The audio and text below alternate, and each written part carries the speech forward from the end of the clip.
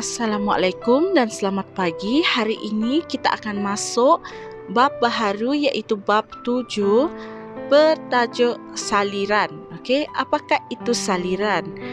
Okey, sungai dan tasik merupakan saliran utama di Malaysia. Pernahkah anda terfikir tentang kepentingan air kepada manusia? Apakah kepentingan air selain dijadikan sebagai keperluan domestik? Okey, benda ini akan terjawab dalam bab 7. Kita akan tengok standard pembelajaran.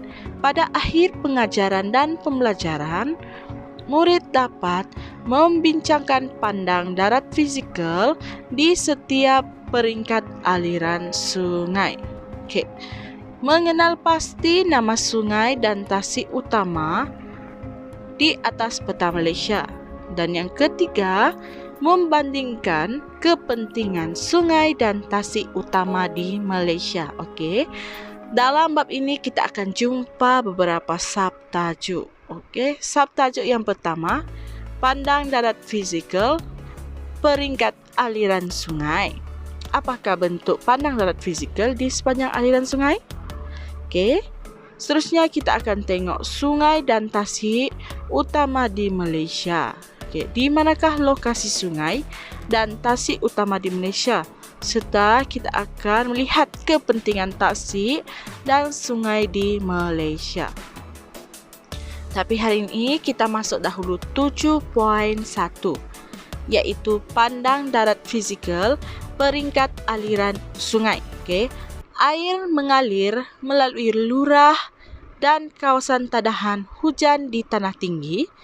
Okay, pertama sekali hujan akan turun di kawasan tanah tinggi dahulu. Okay, air akan menitis terkena pada kawasan tanah tinggi dahulu.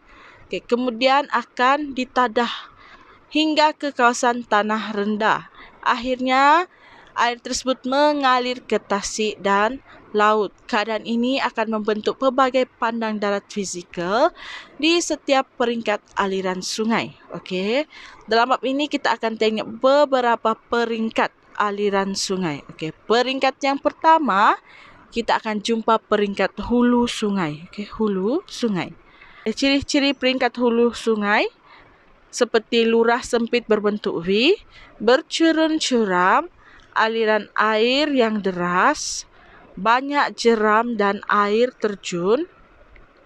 Okey. Serta terbentuk lubang periuk akibat hakisan. Okey.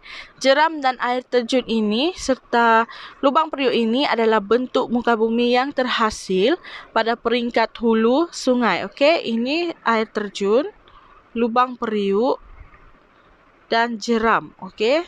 Jadi sebab itu kalau kamu mahu pergi cari air terjun, kamu pergi kawasan yang tinggi. Okey, itu adalah peringkat hulu sungai. Okay. Kedua, kita akan tengok peringkat yang seterusnya, kita akan lihat peringkat tengah sungai. Okey, sebelum itu, yang air terjun, lubang periuk, jeram ini adalah bentuk muka bumi yang terhasil pada peringkat hulu sungai. Okey. Okey, yang kedua kita tengok peringkat tengah sungai. Okey, bahagian tengah. Ciri-ciri dia adalah lurah berbentuk U. Tadi V, sekarang U. Susuh bukit berpancar dan terhakis. Serta berlaku hakisan sungai dan likuan sungai. Okey, ini ada susuh bukit berpancar. Susuh bukit berpancar. Bentuk muka bumi yang terhasil pada peringkat tengah sungai ini adalah seperti susuh bukit berpancar. Ya. Susuh bukit berpancar dan juga hakisan sungai, likuan sungai. Likuan sungai. Jadi ada dua bentuk muka bumi yang terhasil. Yang pertama likuan sungai dan susuh bukit berpancar. Okey. Seterusnya yang ketiga, peringkat ketiga kita akan jumpa peringkat hilir sungai. Okey, hilir sungai. Lurah semakin melebar, ini ciri-ciri dia. Lurah semakin melebar dan cetek. Aliran sungai perlahan dan berliku-liku.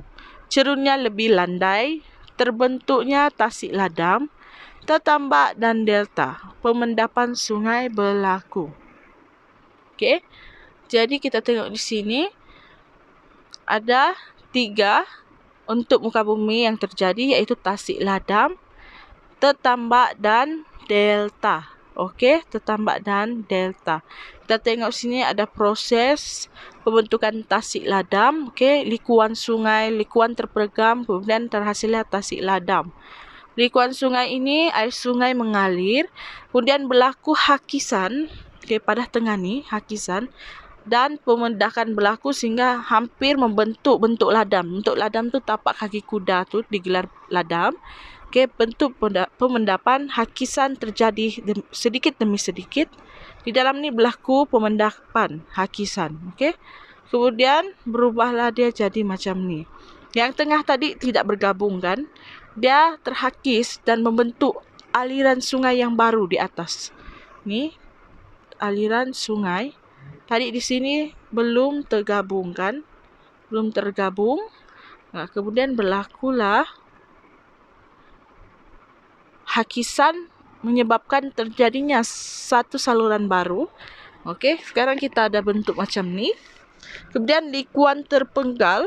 Okey, likuan terpenggal yang tepi tu, air sungai mengalir, masih mengalir. Okey, masih mengalir. Kemudian kita tengok ini.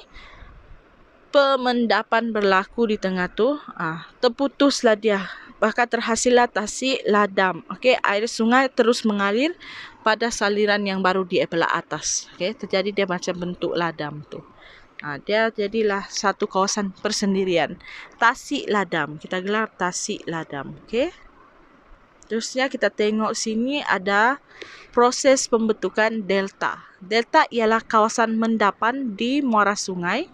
Timbunan bendapan berlaku akibat aliran sungai semakin perlahan. Kalau kamu tengok gambar ni, dia sendirian, berhadkan dia sendiri di situ. Sama juga dengan ladam tadi. Ini ladam tepi ni, yang kecil ni. Itu dia. Itu tasik ladam. Okey. Kita tengok berlaku mendapan aliran sungai laut.